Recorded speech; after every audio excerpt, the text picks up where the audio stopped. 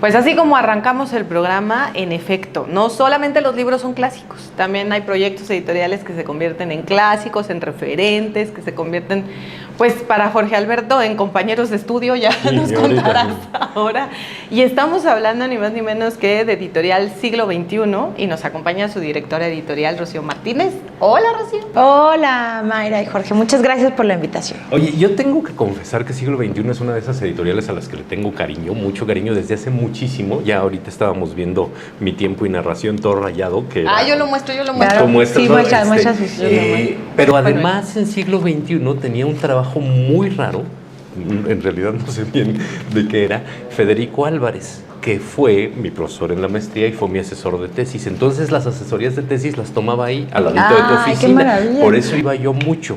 Entonces, de los regalos que nos dio el exilio español. De los regalos que nos dio Federico Álvarez, en paz descanse. Exactamente, no, qué maravilla. O sea, ahí me atendía en una época en donde era facilísimo estacionarse.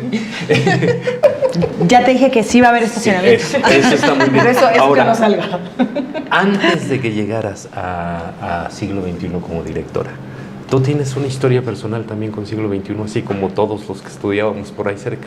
Sí, por supuesto. Yo creo que ese cariño que tú mencionas es un cariño que se nota, digamos, ahora que estamos entrando en una nueva etapa del siglo XXI, pero creo que hay un cariño instalado en los lectores y en los estudiantes, ¿no? O sea, yo también, pues cuando estudié letras, filosofía y letras, muchos de mis libros eran de siglo XXI, Paul Ricoeur, Derrida, Foucault, o sea, que seguimos editando, pero que además fueron pilares, ¿no? para ciertas líneas de pensamiento, todo lo que tiene que ver con filosóficas, y además hice mi tesis de Cortázar, entonces La Vuelta al Día en 80 Mundos, Último Round, todos son libros de siglo XXI que tengo como tú subrayados y ahora están ahí en la librería. Te voy a decir uno que seguro ya no tienen, que es así como la cosa más rara que han editado en este país. El indeleble caso de Morelli, de Ernesto de la Peña, la novela de Ernesto la única novela de él, claro, que venía intonso, no venía cortado porque él quería, como era bibliófilo, claro, que uno lo fuera, entonces era una maravilla. Yo creo que ya no existe. Pero tengo el contacto con la viuda. se apunta peticiones para reeditar. Y no hay que cortarlo, entonces seguro sale mucho. Bueno, peticiones para reeditar. A ver, ¿tú llevas desde cuándo como editor? Octubre. En octubre, o sea, meses. Meses en la dirección editorial de Siglo, pero bueno, ya empezaron a salir los primeros libritos, así que estoy muy ilusionada con esta etapa.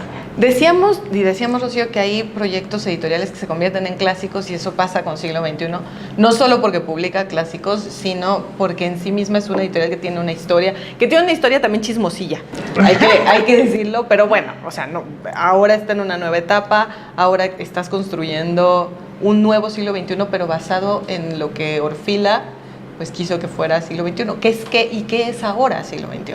Claro que sí, o sea, justamente me toca que este año cumple 60 años la editorial. En noviembre vamos a arrancar, digamos, los festejos por los 60 años, porque la fecha, digamos, aproximada es en noviembre se hace el consejo consultivo y luego en el siguiente año empiezan a salir todos los libros, ¿no? Pero justamente Orfila, pues, empieza con una idea, imagínense, nombrar una editorial siglo XXI, o sea, la hacía con muchas ganas de ver hacia el futuro, pero sobre todo de enriquecer con pensamiento que en ese momento, pues, con traducciones que a lo mejor no había en español, con libros que tuvieran un significado para las ciencias sociales, las humanidades, es decir, para el conocimiento en general. Y creo que ese espíritu de Orfila, ¿no?, que tuvo cuando inició siglo XXI, pues a mí me encantaría replicar esos efectos, obviamente en un mundo contemporáneo. O sea, no tenemos el mismo mundo.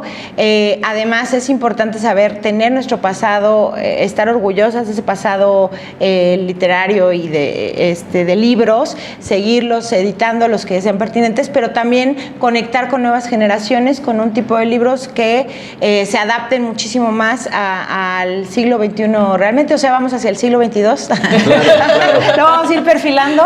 Aquí le ponemos una rayita, 2X2, ¿no? ¿Cómo y que no? Oye, pero además a mí me causaba antes más mucha inquietud este asunto de que había libros que solo se podían conseguir en siglo XXI, libros y autores, ¿no? Esto que ya habíamos mencionado, Riquet, Derrida, o en esas editoriales españolas que en esa época llegaban a unos precios que eran impagables, sobre todo para Para estudiantes. Para estudiantes, sí. y me queda claro que parte de ese espíritu de Orfila probablemente tiene que ver con su origen, ¿no? Con Fondo de Cultura y todos los breviarios y todo eso que salió de ahí, pero finalmente el fondo pues era del Estado, ¿no? Y Siglo XXI no era una editorial independiente, tenía sede en Argentina, era como algo muy extraño. Pues mira, justo cuando se funda Siglo XXI, pues la casa matriz, digamos, es México, ¿no? Entonces, cuando corren a Orfila, a Arnaldo Orfila, lo corren del fondo por publicar Los hijos de Sánchez, Franz Fanon. Entonces, en ese momento el presidente Díaz Ordaz, pues dice, ¿sabes qué? No nos representas. Entonces, tenemos intereses distintos. No nos representas, compañero. Y de pronto, pues él, junto con otros intelectuales, pues dicen, tienes que fundar Siglo XXI. No estaba Elena Poniatowska, estaba Carlos Fuentes, estaba Monsiváis, o sea, diciéndole, hay que hacer una editorial que tenga las ideas progresistas, toda la parte de la izquierda, igual de pensamiento, ¿no? Del lado derechos humanos, etcétera, lo que fue derivando, pero justo esa editorial se crea con, oye, pues, ¿cuánto tienes, no? Hay un montón de socios que dijeron, no, pues yo me apunto con tanto, que aún siguen siendo. Pues ahí te va, con tal de que permanecieran las ideas, ¿no? De hecho, empieza la editorial en casa de Elena Poniatowska, y desde 1971 es la casa donde está ahora, ¿no? En Cerro del Agua 248, ahí tienen su casa editorial. ¿Sigue la librería al lado? Sigue la librería al lado, o sea, todo sigue ahí. Entonces creo que en ese sentido, pues inicia como con ese espíritu, pero realmente le empieza a ir bien, o sea, porque había un momento de efervescencia intelectual, de curiosidad, de ganas de hacerlo, y más adelante es cuando se funda Argentina, o sea, no fue inmediatamente, y España, ¿no? Y en algún momento se separan Argentina y México de España, y recientemente, hace 3 años, Argentina recupera, ¿no? Okay. Todas las siglos, o sea, el año pasado España y hace 3 años, poco más de 3 años, México. Entonces, ahora sí queremos funcionar pues como casas editoriales hermanas, que lo somos por la lengua, claro, ¿no? El catálogo que nos une, por los la problemas. Historia, todo lo que hay alrededor. Entonces creo que pues, justamente por eso la nueva etapa va a tener mucha más fuerza, ¿no? A ver, ¿qué onda con la nueva etapa? O sea, ¿qué estás planeando? Bueno, para empezar, es la primera vez que hay 2 mujeres al frente, ¿no? O sea, ya hubo una directora editorial, pero siempre hubo gerente general, ¿no? Hombre, y ahora estamos Rayo Ramírez y yo como al frente de la editorial, y en la parte de contenido y ya en toda la otra parte que hace que funcionen, ¿no? Las editoriales, o sea, su administración, su comercial. Gracias por existir. Gracias por existir. Y la idea justo, yo creo que hubo una etapa larga de siglo XXI donde se dedicó a hacer como muchas coediciones, o sea, muchos tratos a lo que yo llamo hacer libros, pero no a buscar lectores. Entonces ahora yo quisiera revertir ese efecto y decir, bueno, pues ya libros, hay muchos en el almacén, que no sé si van a salir ni en saldo, pero más bien hacer libros que conecten con un público contemporáneo dentro de nuestras líneas, ¿no? La no ficción para ciencias sociales, humanidades y ciencia, la divulgación de la ciencia, hacer libros que sean mucho menos rígidos, encontrar nuevas maneras de contar el ensayo, más narrativas, más divulgativas, menos plagado de notas a pie de página, 700 páginas, o sea, como mucho más ligeros, con portadas más atractivas. Pensaremos en ti también. En ti y en mí. Con todos los saldos me van a invitar. Tú ya tuviste tu tiempo. Mucho más libros de autor, autoras, o sea, porque de repente es como los libros colectivos del seminario que solo le interesa a 4 personas. O sea, perdón por hacerte esto. No, me estoy incluyendo con los otros 3. Ya sé que tengo 3 amigos. Y pues que el libro no se agote en el libro, ¿no? Que siempre sea propulsor de ideas que sigan discutiéndose. Y hablando de esta renovación y de algo que pasó hace algunos años, ficción definitivamente ya no, porque tuvieron incluso un premio y... Siglo tiene, de hecho, en su catálogo, sí tiene ficción, tiene poesía, incluso novela, pero ahora creo que nos decantaremos 100% en la no ficción, y sí en el área, lo que acaba de iniciar es el área infantil, juvenil, o sea, que por eso les traje aquí el Galeanito. Sí. A ver, Galeanito bebé. No, Galeano para niños, yo diría primaria alta, porque también va a ser libros, en este caso de un autor emblemático de la editorial, pero también se van a hacer libros de no ficción infantil, o sea, con las mismas temáticas de adultos, pero para niños, niñas. ¿Y qué onda con Galeano? Porque también es cierto que con los proyectos editoriales, una como editora luego agarra sus caballitos de batalla, que son los que jalan al resto del ejército. Sí, del ejército. Galeano, pues tenemos la biblioteca Galeano con cerca de 42 títulos, y recientemente en abril... Vivos. Y además en abril se cumplieron 10 años de la muerte de Galeano, o sea, ya una década. Hicimos una serie de homenajes, pues como para recordarlo, pensarlo. Para mí, por ejemplo, empezó con Las Venas Abiertas de América Latina, o sea, mientras creo que, bueno, he descubierto que no todo el mundo empieza por ahí, yo lo daba por hecho, pero y además estamos preparando un libro que se llamará Historia Incompleta de México, que es una recopilación de todo lo que Galeano escribió sobre México, que además hay desde lo precolombino hasta Ayotzinapa, que fue de sus últimos textos que escribía en La Jornada. Él fue alguien que quiso muchísimo a México, que por supuesto fue un intelectual que vivió en el exilio, que siempre estuvo del lado de las voces que más lo necesitaban, de la izquierda, y creo que su mirada de México es una mirada hermosa. A la manera Galeano es muy fragmentario, texto híbrido, ¿no? que obviamente está en la no ficción, pero que de pronto colinda con la poesía, con el relato, y además esta brevedad creo que puede ser muy buena para conectar con un público más contemporáneo, generaciones más jóvenes. Son estampas de nuestro país, o sea, habla de pronto de los dioses como en un imaginario, y luego tiene muchas viñetas sobre Sor Juana, por ejemplo, sobre Posada, sobre Diego Rivera, Frida, Cantinflas, Buñuel, o sea, como que tenía una mirada de México desde la admiración, lo histórico, pero también pues desde el cariño, ¿no? Más absoluto. Entonces creo que va a quedar un libro muy lindo. ¿Qué nos dice Galeano ahora? A mí me gusta mucho pensar los autores que pensaban México, nuestra actualidad, política, lo que fuera, ahora que ya no están, ¿no? Pensar, hijo, ¿qué diría? O sea, a veces me quedo pensando y digo, ¿qué diría Carlos Fuentes ahorita? si estuviera viendo, si estuviera viéndonos, ¿qué diría Monsi? ¿Qué diría Galeano? Pero ¿qué dice Galeano en este momento? ¿Qué nos dice esos libros que se publicaron pues ya hace tiempo? Claro, primero pues en el caso de México concreto, pues una historia maravillosa y rica culturalmente, o sea, algo que está más allá de los gobiernos, más allá de donde estemos, está en la gente. O sea, creo que eso es muy Galeano, o sea, claro. ¿Qué es lo que estamos haciendo culturalmente? ¿Cómo nos estamos comunicando? ¿Cómo caminamos por las calles de nuestra ciudad? ¿Cómo apreciamos el arte? O sea, algo que es imperecedero, ¿no? Cómo se maravillaba de nuestra ciudad, pero además él era fanático del pueblecito, a Totonilco, por ejemplo, le encantaba como de ir y descubrir ese México que es muchos Méxicos y que sigue siendo muy nuestro, ¿no? Y que ese nadie nos lo puede arrebatar nunca, ¿no? Entonces creo que ese es el Galeano. Por cuestiones profesionales y por cuestiones de gusto, me encanta ahora la idea de que tengan la colección de Ciencia que ladra. Ay. A mí siempre me interesaba. ¿Ya ves cómo sí pensamos en ti? Ahora, sí, yo la vi y dije, ay, además Ciencia que ladra, además es un gran título para la colección. Es un gran nombre para la colección. Porque justo muchas personas tienen cierta reacitud a leer libros de ciencia porque creen que muerde, pero no muerde. Este va a salir en un ratito en Divulgala, ¿eh? Spoiler. Sí, no, pero lo voy en la siguiente sección. Este va a salir en Divulgala en un ratito. Pero, gracias. Pero además también ya está.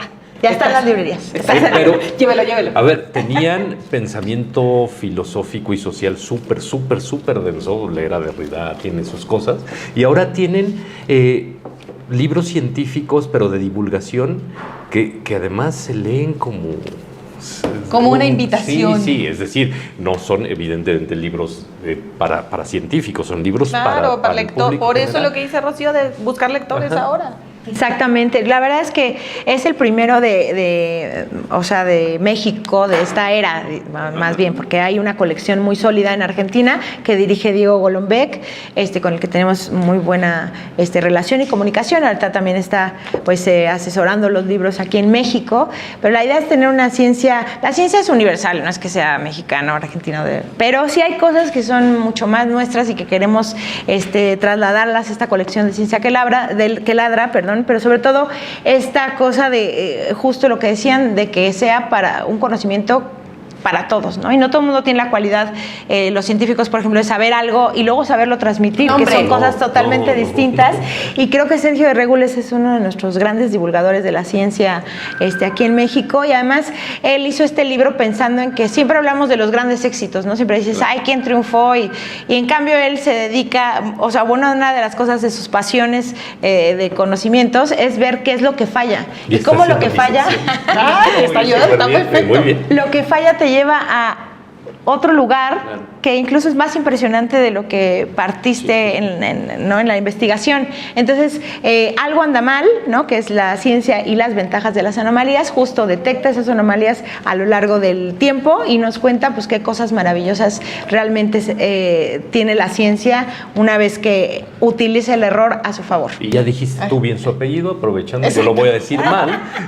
Además, todos los libros de ciencia siempre son de unos autores impronunciables, entonces... Bueno, aquí nuestro hombre del Renacimiento evidentemente siempre ha dicho que el pasado fue mejor, entonces ahí te dejamos a ti, no pasa nada, te queremos, pero... Yo estoy súper entusiasmado con Rocío en el siglo XXI. Pero, a lo que voy es, claro que estos libros tienen su historia, pero la realidad son los retos a los que nos enfrentamos con los lectores, con el tema de las nuevas tecnologías, con el tema del nivel de atención y de entrar por algún lugar a una temática en la que si ya te latió, bueno, igual después ya vas a algo más complejo o más específico. Claro. ¿Cuáles son los retos, hermana editora? ¿Cuáles son los retos? Ya me voy. Como editora en este momento, y además también digo como editora, como directora editorial, porque además sí tiene un enorme peso que sea el momento, esta etapa en la que hay dos mujeres en el siglo XXI, lo dijo Rocío, y sí que es importante. ¿Cuáles son los retos, hermana? Pues mira, nos enfrentamos justo, como decías, a una atención muy dividida, ¿no? De nuestro público lector potencial, y a que tenemos muchos datos, ¿no? Y uno diría, bueno, y si hay tantos que puedo sacar de cualquier lado, pues ¿por qué me interesarían los libros? Y justo creo que el libro, bueno, primero es un artefacto maravilloso que nunca se le acaba la pila y que ya verán en un momento que... Y aguanta café. Aguanta café. Aguacate, si se está preparando el emparedado. Sello de chocolate, o sea, todo, ¿no? Pero además tiene la particularidad de tener la visión de alguien que leyó quizá todos esos datos, pero que los filtró a través de las palabras, ¿no? Y creo que eso hacen los libros por nosotros, de repente llevarnos pues a lugares que a lo mejor no habíamos pensado ni reflexionado, pero sobre todo a dónde nos van a llevar después, ¿no? Una vez que entramos a unos libros, nuestro universo, nuestro parámetro también cambia. Creo que sigue siendo muy importante que el papel del libro, que nosotras como editoras, que en esta cadena sigamos buscando justo lectoras y lectores de todas las edades y sabiendo que el libro nos aporta una cosa distinta, ¿no? Es complementaria, no les voy a decir, ay, no vean serie, no, sí, vean serie, vean Netflix, vean todo lo que quieran, pero leer sí te da otro estado de conciencia, otro nivel de reflexión, de empatía, por supuesto, de conocimiento. O sea, creo que además tener los libros es muy bonito, ¿no? Aquí a mí es maravilloso empezar así, sentirlo. Este libro, por ejemplo, de México, Un mito de 7 siglos, es un libro de crónicas, a propósito de que este año se cumplen 700 años, de acuerdo al Códice Mexicayotl, de que los aztecas vieron por primera vez el águila y el nopal. Este autor nos relata pues muchas cosas de la historia, ¿no? Derriba muchos mitos, pero además nos dice qué es lo que hay ahora, ¿no? Va por la ciudad, por el centro de la Ciudad de México y dice, aquí ¿ya vieron este bar? Aquí se peleó Hernán Cortés con no sé quién. Es una cosa muy divertida y además pues muy interesante y disfrutable, ¿no? Eso también, el libro te tiene que atrapar. Entonces, ese es de nuestros retos también como editoras, es decir, bueno, sí queremos hacer libros, sí queremos seguir teniendo autores, pero también hay que pensar en nuestros lectores porque justo ese es el puente que nosotras hacemos, ¿no? Siglo XXI, redes sociales, donde vemos que si el evento, que si su presentación, que si lleve su firma del libro, ¿cómo nos enteramos? Otro de mis retos es hacer muchísimas cosas, no importa si tengo que estar 48 horas en lugar de 24. Entonces, pues en @siglo XXI-mex en Instagram, @siglo XXI-mex en X y siglo XXI Editores en Facebook. Me ves como si yo me las ando metiendo en la mía. Bueno, no, ajá, y si me equivoqué, No, pues es ya que se las somos- paso, se las paso para que salgan. No, a ver, también, ya somos adultos, pongan siglo XXI y ahí les va a Sí aparecer, sale, sí o sea, sale. sí sale. Tiene sus Bueno, y añitos TikTok. ya. Y estamos empezando un podcast también. Pero ya se los Bueno, presentaremos. Me encanta aquí, va a ser, es tu casa, será tu casa Ay, y también muchas de gracias. siglo XXI. Felicidades, felicidades a siglo XXI, de verdad lo digo porque te respeto mucho, te respetamos mucho, además del cariño, Muchas, pero te respetamos igualmente. tu trabajo y felicidades a siglo XXI por tenerte a la cabeza y felicidades a ti por lo que haces. Y sigue con esa sonrisa, haciendo sí, y luchando sí. por Y encontrar vámonos a esa lectores. bodega a buscar libros. Y cuando quieran, pues bueno, ahí los espero en el almacén. No, muchas gracias por la invitación. No, hombre, gracias a ti, Mayra, Rocío. ya saben que desde el cariño, muchas gracias. Ya están novedades, ya están ahí saliendo. Ahorita en Divúlgala nos van a contar más. Siglo XXI, vaya y búscalo, porque de verdad, como decimos aquí en el título el día de hoy, no solo los libros son clásicos, también hay editoriales que se convierten en clásicos.